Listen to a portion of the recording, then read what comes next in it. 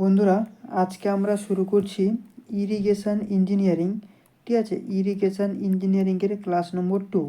Already part 1-এ আমরা 10টা প্রশ্ন গুপ্তা বইয়ের ডিটেলসের সাথে আলোচনা করেছি। আজকে দেখি কতটা করা যায়।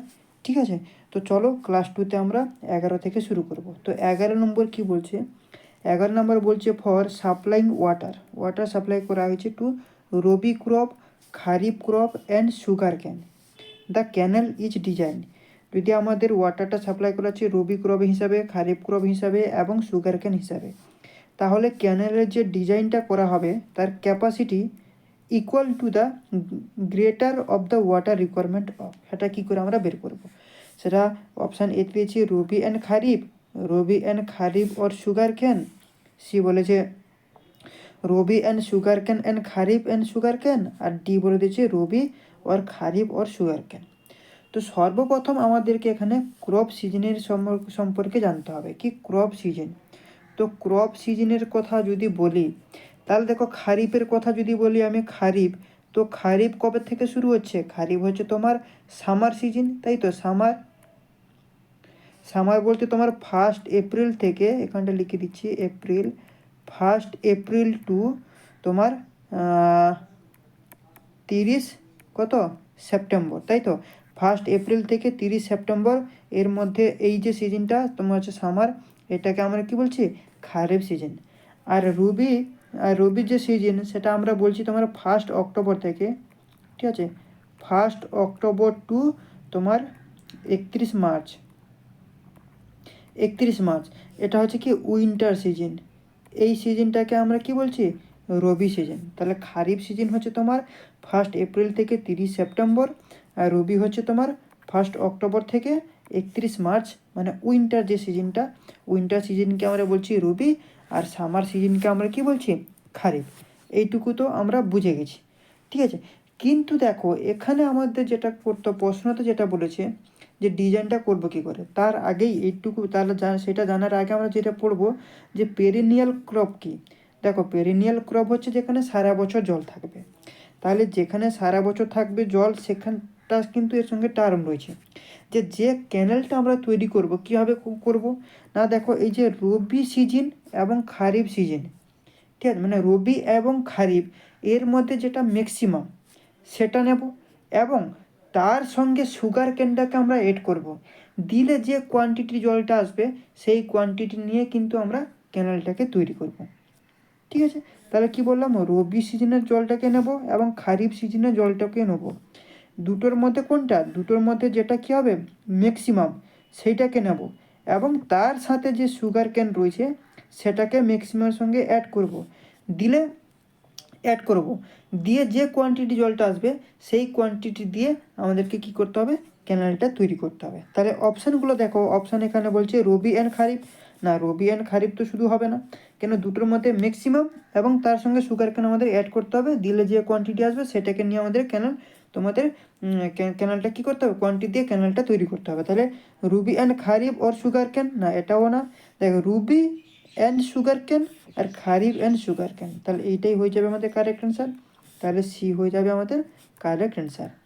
এখানে যেমন আরও জানতে হবে তোমাদেরকে, এই যে পোলিও ইরিগেশন জিনিসটা কি? পোলিও ইরিগেশন কী বলো তো? দেখো পোলিও ইরিগেশন হচ্ছে বীজ বপন করার আগে যে জলটা আমরা দিই। মানে ধরো তুমি এইখানটায় চাষ করবে, ঠিক আছে, ইরিগেশন আমরা শুরু করব। ইরিগেশন করার আগের মুহূর্তে এইখানটায় যে মাটিটা রয়েছে, যে সয়েলটা রয়েছে, সেটা কি হাড় মাটি রয়েছে। তো সেটাকে তো সর্বপ্রথম আমাদেরকে কী করতে হবে? সফট করতে হবে। সফট হবে কখন? যখন এখানে আমরা জল দিয়ে নাঙল ফাঙল করবো তখন। তো এই মাটিটাকে সফট করার জন্য যে জলটা আমরা দিচ্ছি সেটাকে আমরা কি বলছি? না পোলিও ইরিগেশন। যে কোনো ফসলের ক্ষেত্রে এটা হতে পারে। বীজ বপন করার আগে যে জলটা আমরা দিই তাকে কী বলা হয়? Polio irrigation. আচ্ছা, ওয়াটার বিফোর ক্রপ সোয়িং, ঠিক আছে, সেটাকে আমরা কী করছি? যে কোনো ফসলের ক্ষেত্রে সেটাকে আমরা পোলিও ইরিগেশন বলি। আর যেমন হচ্ছে তোমার কর ওয়াটারিং, ঠিক আছে, সেগুলো জানতে হবে। কর ওয়াটারিং, কর পিরিয়ড কী, ঠিক আছে। তো কর ওয়াটারিংটা একটু বলে দিচ্ছি। কর ওয়াটারিং জিনিসটা কি? কর ওয়াটারিং হচ্ছে ফসল বপন করার পর আমরা কী করছি? না জল দেওয়াটাকে প্রথম যে জলটা দেবো, ফসল বপন করা হলো তারপরে প্রথম যে জলটা আমরা দিচ্ছি সেটাকে কর ওয়াটারিং বলছি। মানে হচ্ছে this is first watering after sowing to crop. আবার দেখো যখন ক্রপ কয়েক সেন্টিমিটার হাইট হয়ে যাচ্ছে, ক্রপ ধরো কয়েক সেন্টিমিটার হাইট হয়ে যাচ্ছে, তখনও কিন্তু সেটাকে আমরা কর ওয়াটারিং বলবো। ঠিক আছে। আর কর পিরিয়ড কি? কর পিরিয়ড হচ্ছে তোমার, কর পিরিয়ড জিনিসটা কি?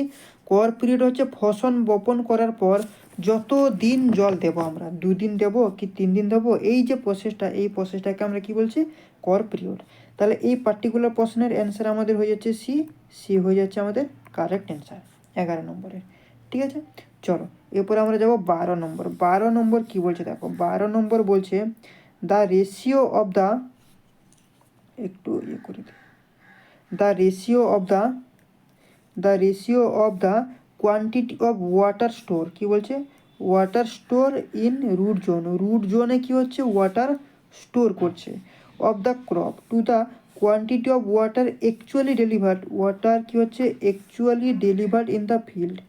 তাহলে এখানে কি বলছে? অ্যাকচুয়ালি ফিল্ডে ডেলিভার করছে এবং রুট জোনে স্টোর হচ্ছে, তখন সেটাকে আমরা ওয়াটার কনভেনিয়েন্স ইফিসিয়েন্সি বলবো, না ওয়াটার অ্যাপ্লিকেশান ইফিসিয়েন্সি বলবো, না তোমার ওয়াটার ইউজ ইফিসিয়েন্সি বলবো, না নান অফ দ্য অ্যাবাভ বলবো, কোনটা বলবো? ঠিক আছে। তো দেখো এখান থেকে আমাদেরকে একটা জিনিস জানতে হবে। ঠিক আছে, কী জিনিস জানতে হবে? না এখানে তোমার যে ওয়াটার কনভেনিয়েন্স ইফিসিয়েন্সি কী, এটা আমাদেরকে জানতে হবে। আচ্ছা, এরপরে আমাদের ওয়াটার অ্যাপ্লিকেশান ইফিসিয়েন্সি কী সেটা জানতে হবে। তারপর হচ্ছে তোমার এই যে ওয়াটার ইউজ ইফিসিয়েন্সি, সেটা সম্পর্কে জানতে হবে। তাহলে দেখো সর্বপ্রথম ওয়াটার কনভেনিয়েন্স ইফিসিয়েন্সি যেহেতু রয়েছে, তো সেটা আমরা জানবো। সেটা কি? ওয়াটার কনভেনিয়েন্স ইফিসিয়েন্সি হচ্ছে কি না, নদী থেকে আমরা ধরো 500 কিউবিক মিটার জল ছাড়লাম, এখানটা আমি একটা লাইন দিলাম, এটা ধরো নদী থেকে আমি কত 500 কিউবিক মিটার আমি জল ছাড়লাম, এবং দেখা গেল ফিল্ডে গিয়ে তোমার 300 কিউমিক জল কী হলো? ফিল্ডে গিয়ে ডেলিভার্ড হলো। ঠিক আছে, তো 300 কিউমিক গিয়ে ফিল্ডে ডেলিভার্ড হলো। তো এর যে রেশিও, এইটাকে আমরা কি বলবো? না ওয়াটার কনভেনিয়েন্স ইফিসিয়েন্সি, মানে ওয়াটার ডেলিভার্ড টু ফিল্ড, এখানটা লিখে দিচ্ছি water delivered to field by water delivered from river. ঠিক আছে, water delivered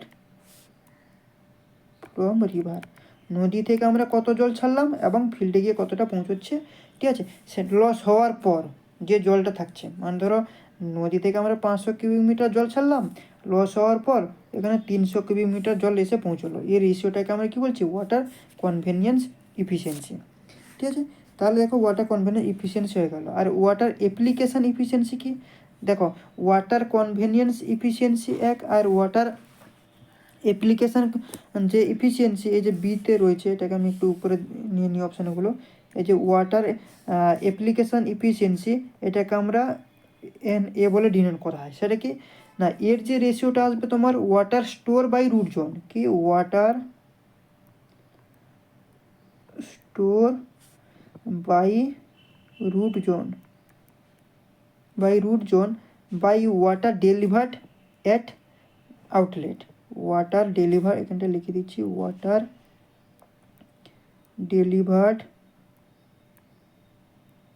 delivered at outlet, এটাকে আমরা কি বলছি? Water application efficiency. ওকে, এটুকু তো ক্লিয়ার। তাহলে অ্যাপ্লিকেশান হচ্ছে ধরো ফিল্ডে যেই জলটা এসে পৌঁছালো আর যেইটুকু জল গাছের গোড়ায় স্টোর হলো, এই দুটো রেশিও। ফিল্ডে একটা জল এসে পৌঁছালো, ধরো 500 কিউবিক মিটার জল এসে পৌঁছলো, এবং সেখানে গাছের গোড়ায় যে জলটা স্টোর হলো ধরলাম 300 কিউবিক মিটার, তো এদের যে রেশিও, এই রেশিওটাকে আমরা কি বলবো? Water application efficiency. তাই এখানে কি লিখলাম? Water store by root zone, water root জোনে কতটা ওয়াটার তোমার স্টোর হচ্ছে, এবং ওয়াটার ডেলিভার টু আউটলেট থেকে আমরা কতটা জল ডেলিভার করলাম, এবং সেখান থেকে গাছের গোড়ায় কতটা জল স্টোর হলো, সেটাকে আমরা কি বলছি? Water application efficiency. এটাই কিন্তু প্রশ্নতে বলেছি। ঠিক আছে, এইটাই কিন্তু প্রশ্নতে বলেছে আউটলেট থেকে আমরা জল ডেলিভার করলাম এবং রুট জোনে স্টোর হলো, সেটাকে আমরা কি বলবো, NA। NA মানে কি, ওয়াটার অ্যাপ্লিকেশন এফিসিয়েন্সি, মানে বি হয়ে যাবে আমাদের কারেক্ট অ্যান্সার। বি হয়ে যাচ্ছে আমাদের কারেক্ট অ্যান্সার। আবার দেখো তোমার স্টোরেজ ইফিসিয়েন্সি একটা রয়েছে, কি স্টোরেজ ইফিসিয়েন্সি, যেটাকে আমরা কি বলি, NS। ঠিক আছে, এরকমভাবে লিখি NS, তোমার স্টোরেজ ইফিসিয়েন্সি। সেটা কি না, রুট জোনে কতটা জল দরকার, তাহলে আমরা কি বলবো, water store root zone, store in root zone by কি, বাই তোমার water requirement of the irrigation water, irrigation ওয়াটারের জন্য কতটা জলের দরকার এবং তোমার কতটা রুট জোনে স্টোর করবে, সেটাকে আমরা কি বলছি, স্টোর ইফিসিয়েন্সি। ঠিক আছে, এইগুলো কিন্তু জানতে হবে। তারপরে এখান থেকে অনেকগুলো ফর্মুলা রয়েছে, যেমন ওয়াটার তোমার ডিস্ট্রিবিউশন ইফিসিয়েন্সি, মানে তোমাকে এরকম ND যেটা রয়েছে ডিস্ট্রিবিউশন ইফিসিয়েন্সি, সেটা কি না, ধরো 1 বিঘে জমিতে জল দেওয়া হলো, দেখা গেল যে জমির চারপাশে আলাদা আলাদাভাবে জল জমা হয়েছে, এর মানে কি বোঝায়, রুট জোনে গিয়ে তোমার ইউনিফর্মলি ডিস্ট্রিবিউটেড হয়নি, আনইউনিফর্মভাবে ডিস্ট্রিবিউটেড হলো কি হলো না। ঠিক আছে, এই যে তোমাদের নির্দেশ করছে, এইটাকে আমরা কি বলছি, ওয়াটার ডিস্ট্রিবিউশন এফিসিয়েন্সি। সোজা কথায় ইউনিফর্মলিভাবে ডিস্ট্রিবিউটেড হচ্ছে না হচ্ছে না। ঠিক আছে, এই প্রসেসটাকে আমরা কি বলছি, তোমার ওয়াটার ডিস্ট্রিবিউশন এফিসিয়েন্সি, যেটাকে আমরা কি হিসেবে ডিনোট করি না, এই ND হিসেবে ডিনোট করি। এটা কিন্তু এর একটা ফর্মুলা রয়েছে, যেমন হচ্ছে তোমার 1 - D বাই বড় ডি। এই যে ছোটো ডি বলতে কি বোঝায়, ছোটো ডি বলতে হচ্ছে তোমার অ্যাভারেজ অফ তোমার অ্যাবসলিউট ডেল, লিখে দিচ্ছি তোমার কি, অ্যাভারেজ অফ অ্যাবসলিউট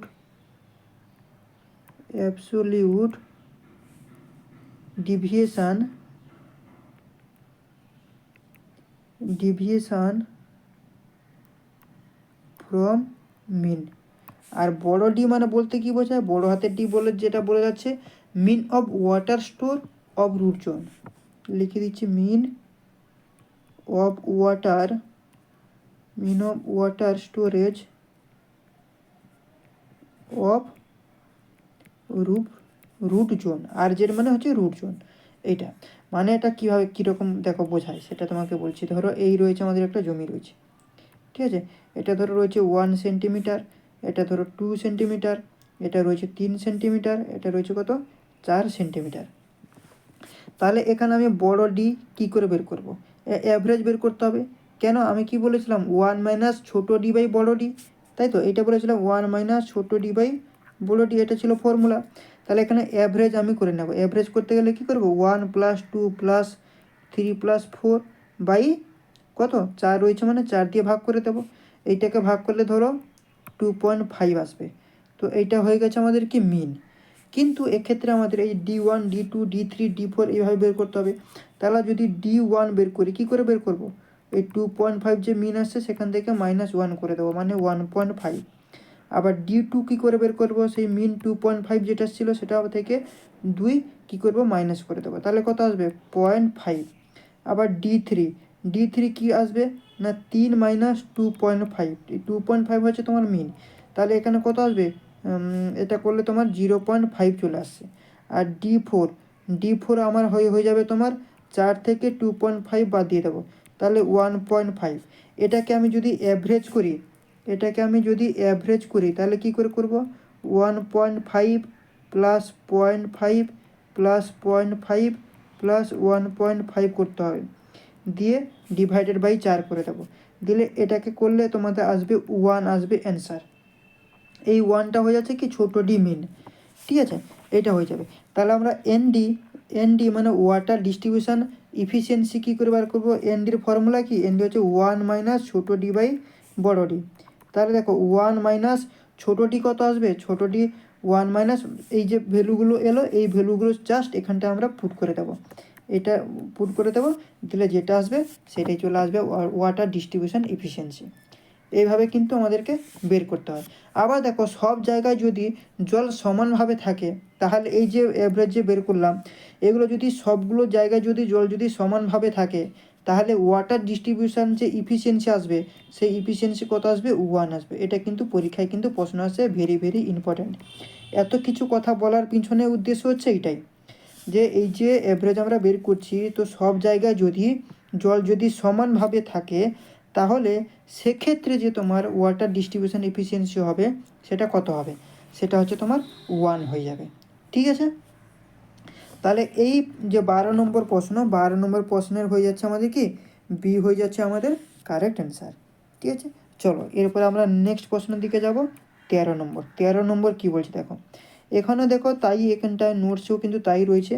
প্রথম হচ্ছে তোমার অ্যাপ্লিকেশান এফিসিয়েন্সি কী বলছে, water store by root zone by water delivered at outlet. ঠিক আছে, এখানে দেখো আবার বলেছে অ্যাপ্লিকেশান যে ফর্মুলাটা WS/WF × 100। WS মানে কি ওয়াটার স্টোর হচ্ছে কোথায়, রুট জোনে, আর WF মানে কি, WF মানে এই যে water deliver two outlet into 100। ঠিক আছে, মানে আউটলেট থেকে কতটা জল ছাড়লাম আর রুট জোনে গিয়ে কতটা জল জমা হলো, সেটাই হয়ে যাচ্ছে অ্যাপ্লিকেশান এফিসিয়েন্সি।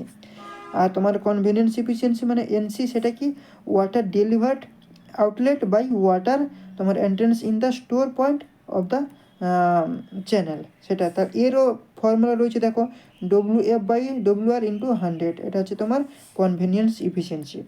তারপর দেখো 3 নম্বর, 3 নম্বরে যেটা রয়েছে ওয়াটার স্টোরেজ এফিসিয়েন্সি NS তোমাকে আমি এক্ষুনি বললাম। আর তোমার ওয়াটার ইউজ এফিসিয়েন্সি মানে NU হচ্ছে WU/WF/100। ঠিক আছে, W কি ওয়াটার ইউজ বাই প্লেন, আর W হচ্ছে water developed in to field, মানে কতটা ডেলিভার করলাম আর পয়েন্টে গিয়ে কতটা ইউজ করলো, সেটাই হয়ে যাচ্ছে আমাদের ওয়াটার ইউজ এফিসিয়েন্সি। তো এগুলো যখন আমরা থিওরি করবো তখন কিন্তু থিওরি ক্লাসে আমরা আরও ডিটেলসের সাথে পড়াশুনো করব। গুগল মিটের মাধ্যমে ইরিগেশন করিয়েছি অলরেডি, ক্লাস 1-এর কিন্তু ক্লাসটা আমি লাইভ ক্লাস কিন্তু আগের দিন নিয়েছিলাম, সেকেন্ড ক্লাস যখন হবে তখন কিন্তু আমি দিয়ে দেবো। ঠিক আছে, আবার দেখো ওয়াটার ডিস্ট্রিবিউশন এফিসিয়েন্সি ND মানে কি 1 - ছোটো ডি বাই বড়ো ডি × 100। ঠিক আছে, তো ছোটো ডি কি আর বড়ো ডি কি তোমাদেরকে বলে দিয়েছি। এবং দেখো সব এখানটা আমি বাংলায় লিখে দিয়েছি, সব জায়গায় জল সমানভাবে থাকলে তখন যেটাকে বলবো সেটাকে আমার ওয়াটার ডিস্ট্রিবিউশন এফিসিয়েন্সি কত হয়ে যাবে, 1 হয়ে যাবে। মোস্ট ইম্পর্ট্যান্ট একটা পয়েন্ট। ওকে, চলো এরপর দেখো 13 নম্বর, 13 নম্বর কী বলছে, 13 নম্বর বলছে the water utilisable by plant is available in soil mainly in the form of. আচ্ছা, তখন সেটাকে আমরা কি বলবো, তাই তো দেখো এটা খুব সহজভাবে তোমাদেরকে বলবো। কি সহজভাবে বলবো, দেখো এখানে একটা তোমাদেরকে আমি গ্রাফ দেখাবো বা তোমাদেরকে বোঝানোর চেষ্টা করব আমি, যে তোমার এই যে পার্মানেন্ট উইল্টিং পয়েন্ট কী জিনিস, তারপর হচ্ছে তোমার ক্যাপিলারি কী, গ্র্যাভিটি ওয়াটার কী, হাইড্রোস্কোপ ওয়াটার কী। তো এগুলো সম্পর্কে একটা মোটামুটি একটা কিন্তু ধারণা থাকতে হবে, না হলে কিন্তু এটা কিন্তু বোঝা মুশকিল। ধরো এই রয়েছে আমাদের একটা লেয়ার, ঠিক আছে, এইটাকে আমি কি বলছি, পার্মানেন্ট উইল্টিং পয়েন্ট। ঠিক আছে, এবং এর উপরে এই যে পোর্শনটা, এই যে হাইটটাকে আমি কি বলবো, মানে এই পোর্শনটা কি থাকবে বলো তো, এখান থেকে ধরো এটা ফাঁকা রয়েছে, এই পোর্শনটা আমার জল দিয়ে ভর্তি, এটাকে আমি যে কী বলছি না রেডিলি অ্যাভেলেবেল ময়েশ্চার, এটা যে রেডিলি, এই পয়েন্টটা হচ্ছে রেডিলি অ্যাভেলেবেল ময়েশ্চার। এবং এই যে টোটাল যে ব্যাপারটা, এই টোটাল ডেপথটাকে আমি কি বলবো, টোটাল ডেপথটাকে আমি ক্যাপিলারি ওয়াটার বলবো। এবং এর নিচে ধরো এই একটা লেয়ার রয়েছে, এই লেয়ারটাকে আমি হাইড্রোস্কোপ ওয়াটার বলবো। কি বলবো, হাইড্রোস্কোপ ওয়াটার। তো হাইড্রোস্কোপ ওয়াটার মানে কি, দেখো তোমার পার্মানেন্ট উইল্টিং পয়েন্টটা কি আগে আমরা জানবো, এই যে PWP পার্মানেন্ট উইল্টিং পয়েন্ট সেটা কি। দেখো পার্মানেন্ট উইল্টিং পয়েন্ট মানে হচ্ছে তোমার হাইড্রোস্কোপ ওয়াটার আর ক্যাপিলারি ওয়াটারের মাঝখানে থাকবে। দেখো নিচে অলরেডি কিন্তু রয়েছে আমাদের হাইড্রোস্কোপ ওয়াটার এবং উপরে রয়েছে ক্যাপিলারি ওয়াটার, এর মাঝখানে এই পয়েন্টটাকে আমরা কি বলছি, পার্মানেন্ট উইল্টিং পয়েন্ট। আর ক্যাপিলারি ওয়াটার কি, ক্যাপিলারি ওয়াটার মানে হচ্ছে গাছ জলটাকে নিতে পারবে, মানে কি পার্মানেন্ট উইল্টিং পয়েন্টের উপরে যে লেয়ারটা এইটুকু অংশ, এইটা হচ্ছে কি ক্যাপিলারি ওয়াটার, মানে এই জলটা কিন্তু গাছ শিকড়ের মাধ্যমে শোষণ করতে পারবে। কিন্তু নিচে যে হাইড্রোস্কোপ ওয়াটার সেটা কি, মানে এইটা হচ্ছে গাছ তার শিকড়ের মাধ্যমে এই জলটাকে কিন্তু শোষণ করতে পারছে না, এটাকে আমরা কি বলছি, হাইড্রোস্কোপ ওয়াটার। তাহলে রেডিলি অ্যাভেলেবেল ময়েশ্চার বলতে কি, দেখো রেডিলি অ্যাভেলেবেল ময়েশ্চার মানে এই যে জলটা আমি এখানে ধরো ব্লু কালার দিয়ে দিচ্ছি এখানটায়, এই যে ব্লু কালার দিয়ে যেটা দেখালাম, এটাকে আমি কি বললাম, রেডিলি অ্যাভেলেবেল ময়েশ্চার। এটা মানে কি, এই রেডিলি অ্যাভেলেবেল ময়েশ্চার কত পার্সেন্ট থাকে, 70 থেকে 80% কিন্তু রেডিলি অ্যাভেলেবেল ময়েশ্চার থাকে। তাহলে পার্মানেন্ট উইল্টিং পয়েন্ট পর্যন্ত এটা কিন্তু যাবে না। পার্মানেন্ট উইল্টিং পর্যন্ত যাবে না বলতে এইখান থেকে এত পর্যন্ত যাবে না, এই কিছুটা অংশ, এই যে অংশটা, এইটা কিন্তু গ্যাপ থেকে, যেটা হ্যাচ করছি ব্লু কালার দিয়ে, এই অংশ জলটা কিন্তু গ্যাপ থেকে যাবে, মানে পুরো লাস্ট পর্যন্ত যাবে না। সেটাই হচ্ছে রেডিলি অ্যাভেলেবেল ময়েশ্চার, মানে পার্মানেন্ট উইল্টিং পয়েন্ট পর্যন্ত যায় না, তার আগেই কিন্তু থেকে যাবে। দেখো এই পোর্শানে এসে থেকে যাচ্ছে, এই পোর্শানে এসে থেকে যাচ্ছে, এটা হচ্ছে রেডিলি তোমার অ্যাভেলেবেল ময়েশ্চার। আর অ্যাভেলেবেল ময়েশ্চার কি, অ্যাভেলেবেল ময়েশ্চার মানে আমি কি বললাম, এই যে টোটালটা, এই এই যে টোটালটা, এই যে টোটালটা, এইটা হচ্ছে তোমার অ্যাভেলেবেল ময়েশ্চার, মানে এই এরিয়াটার মধ্যে জল নিতে পারবে গাছ, এর নিচে হলে কিন্তু আর নিতে পারবে না। এই যে ব্লু কালারটা দেখালাম না, এই যে ব্লু কালারটা, এই পোর্শন, এই যে দেখো, এই যে লিখছি, দাগ মারছি এটা, এই পোর্শন জলটা কিন্তু গাছ নিতে পারছে, এর চেয়ে নিচে কিন্তু আর যেতে পারছে না। এবং এই পয়েন্টে চলে আসে পার্মানেন্ট, এর পরেও কিন্তু তার শেকড়ের মাধ্যমে গাছটা টানতে পারবে না। কিন্তু এই রেডিলি যে অ্যাভেলেবেল ময়েশ্চারটা তোমার 70 থেকে 80% কিন্তু ফিল থাকে। ওকে, এখান থেকে কিন্তু অনেক ইনফরমেশান তোমাদেরকে দিয়ে দিলাম। তাহলে এই 13 নম্বরের যেটা প্রশ্ন, তার যে উত্তরটা হয়ে যাবে আমাদের, দেখো এখানে দেখো গ্রাভিটি ওয়াটার। গ্রাভিটি ওয়াটার মানে কি, ফ্লো হওয়ার জন্য যেটা ফ্লো হবে সেটাই হচ্ছে গ্রাভিটি ওয়াটার। আর ক্যাপিলারি ওয়াটারটি কি, ক্যাপিলারি ওয়াটার মানে হচ্ছে গাছ তার শিকড়ের মাধ্যমে জলটাকে নিতে পারছে। আর পার্মানেন্ট উইল্টিং পয়েন্ট হচ্ছে তোমার ক্যাপিলারি ওয়াটার এবং তোমার হাইড্রোস্কোপ ওয়াটার মাঝখানে থাকবে, মানে তোমার হাইড্রোস্কোপের যে ওয়াটার, সেই জলটা কিন্তু গাছ শেকড়ের মাধ্যমে তুলতে পারবে না, সেটাই হয়ে যাচ্ছে। তাহলে এখানটা আমাদের কী হয়ে যাবে, বি হয়ে যাবে কারেক্ট অ্যান্সার। 13 নম্বরে হয়ে গেল বি। চলো নেক্সট এরপরে আমরা যাব 14 নম্বর। 14 নম্বর কী বলছে দেখো, 14 নম্বর বলছে, 14 নম্বর বলছে the amount of irrigation water required to meet the evaporation এক মিনিট, 14 নম্বর কী বলছে দেখো, 14 নম্বর বলছে the amount of irrigation water required to meet the evapotranspiration needs of the crop during it full growth is called. সেটাকে আমরা effective rainfall বলবো, না কনজাম্পটিং ইউজ বলবো, না তোমার কনজাম্পটিভ ইরিগেশন রিকোয়ার্ড বলবো, না নেট ইরিগেশন রিকোয়ার্ড বলবো, এটাকে আমরা কি বলবো? ঠিক আছে, তো চলো তাহলে এটা সম্পর্কে আমরা একটু জানবো। তো দেখো সর্বপ্রথম ধরো আমাদের কনজাম্পটিভ ইউজ, এই যে কনজাম্পটিভ ইউজ সেই জিনিসটা কি, কনজাম্পটিভ ইউজ হচ্ছে ধরো তোমার একটা গাছ বেড়ে ওঠার জন্য যে ইভাপোরেশন বা ট্রান্সপিরেশন করছে, এই ইভাপোরেশন এবং ট্রান্সপিরেশনের জন্য যেইটুকু জল প্রয়োজন হয় সেটাকে আমরা কি বলছি না, কনজাম্পটিভ ইউজ। আবার দেখো একটা গাছ বেড়ে ওঠার জন্য যে ইভাপোরেশন লস এবং ট্রান্সপিরেশন লস হয়, এই ইভাপোরেশন অ্যান্ড ট্রান্সপিরেশনের জন্য যে লসটা হচ্ছে সেটাকেই আমরা কি বলছি, ইভাপো ট্রান্সপিরেশন। একসঙ্গে বলছি, ইভাপো মানে তোমার ইভাপোরেশন লস এবং ট্রান্সপিরেশন লস হচ্ছে, সেইটাকে একসঙ্গে কি বলা হচ্ছে, ইভাপো ট্রান্সপিরেশন। কি, ইভাপো ট্রান্সপিরেশন, ইভাপো ট্রান্সপিরেশন। কনজাম্পটিভ ইউজ কি, ইভাপো ট্রান্সপিরেশন কি তোমাদেরকে বলে দিলাম। আর কনজাম্পটিভ ইরিগেশন রিকোয়ার্ড কি না, গাছটা বেড়ে ওঠার জন্য জল লাগানো হলো, ধরো জলটা লাগে ধরো 200 লিটার জল লাগে, কিন্তু সেখানে রেনফল হলো তোমার 50 লিটার। তাহলে এই 200 থেকে যদি 50 বাদ দিয়ে দিই তাহলে কত পড়ে থাকছে, 50। এইটাই হয়ে যাচ্ছে আমাদের কি, CIR, মানে কনজাম্পটিভ ইরিগেশন রিকোয়ার্ড। ঠিক আছে, এতদূর ক্লিয়ার। তাহলে এখানটা দেখো অপশানগুলো দেখো, অপশানে কি বলছে, effective rainfall, consumptive use, consumptive irrigation required, net irrigation required. তাহলে এখানে আমাদের যে তোমাকে এখানটা যে ফর্মুলাটা কি বললাম, কনজাম্পটিভ irrigation required CIR is equal to কি, CU মাইনাস RE, তাই তো। কনজাম্পটিভ ইউজের এইটা হয়ে দাঁড়িয়ে আছে আমাদের ফর্মুলা। তাহলে এখানটায় আমাদের কী হয়ে যাবে, কনজাম্পটিভ ইরিগেশন রিকোয়ার্ড মানে সি হয়ে যাবে আমাদের কারেক্ট অ্যান্সার। ওকে, চলো এরপরে আমরা যাব 15 নম্বর। 15 নম্বর কী বলছে দেখো, 15 নম্বর বলছে তোমার with the increase in the quantity of water supplied the yield of most crop. এটা কিন্তু আমি প্রথম দিন কিন্তু বলেছিলাম। প্রথম দিন কি বলেছিলাম, একটা তোমাদেরকে গ্রাফ শো করিয়েছিলাম। কি গ্রাফ?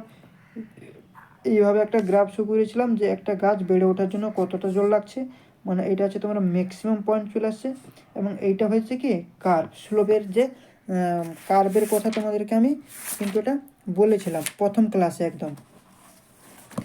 1 মিনিট দাঁড়াও, ঠিক আছে, এটা বলেছিলাম। এবং অতিরিক্ত যদি আমরা যদি জল দিই তাহলে কী হবে, গাছের গোড়াটা কী হয়ে যাবে, পচে যাবে। আবার খুব কম জল দিলেও কিন্তু ফসলটা কিন্তু ঠিকঠাক হবে না। তাই এই যে ইরিগেশনের ডেফিনেশান যখন আমি প্রথম ক্লাসে তোমাদেরকে বলি, যে ইলাবোরেট করেছিলাম, তখন আমি কী বলেছিলাম, এই পয়েন্টটাকে কী বলেছিলাম, ম্যাক্সিমাম ইয়েল্ড, এবং এইখানটা এই যে কার্ভটা এসেছিল এটাকে কী বলেছিলাম, নর্মাল ডিস্ট্রিবিউশন কার্ভ, কি নর্মাল ডিস্ট্রিবিউশন কার্ভ, এবং এইটা কী ছিল, ওয়াটার, আর এটা ছিল আমাদের কি ক্রপ ইয়েল্ড। তো তখন আমি তোমাদেরকে বলেছিলাম যে আর্টিফিশিয়ালি হতে হবে, ম্যাক্সিমাম ইয়েল্ড অফ ক্রপ হতে হবে, আবার through out the crop period হতে হবে, তাই না? তবে গিয়ে আমরা সেটাকে কী বলছিলাম, ইরিগেশন বলছিলাম। তাহলে এখানটা দেখো, অপশানগুলো দেখবো তাহলেই বোঝা যাবে। ইনক্রিজ কন্টিনিউয়াসলি তো হবে না, বি হচ্ছে ডিক্রিজও হবে না। তাহলে সি কী বলছে দেখো, সি বলছে আমাদের increase up to certain limit and then become constant, না সেটাও হবে না, increase up to certain limit and then decrease, হ্যাঁ এটা হতে পারে। তাহলে আমাদের ডি হয়ে যাবে কি কারেক্ট অ্যান্সার। ওকে, তো এই ছিল বন্ধুরা, অনেকক্ষণই ক্লাসটা হলো, ঠিক আছে, অনেক লম্বা হয়ে গেছে। তো চলো আজকে এখানটা আমরা শেষ করব, নেক্সট ক্লাসে বাকি পার্টগুলো ধীরে ধীরে আলোচনা করব। ক্লাসটা যদি ভালো লেগেছে তাহলে অবশ্যই তোমরা চ্যানেলটাকে সাবস্ক্রাইব করো, লাইক করো, আর বন্ধুবান্ধবের সাথে বেশি বেশি করে শেয়ার করো, ঠিক আছে। এবং কোথাও বুঝতে যদি অসুবিধা হয় অবশ্যই তোমরা কমেন্ট সেকশানে কমেন্ট করো, আমি অবশ্যই রিপ্লাই করব, ঠিক আছে। চলো আজকে সেশনটা এখানটা শেষ করছি, নেক্সট পার্টে আবার দেখা হবে। Thank you.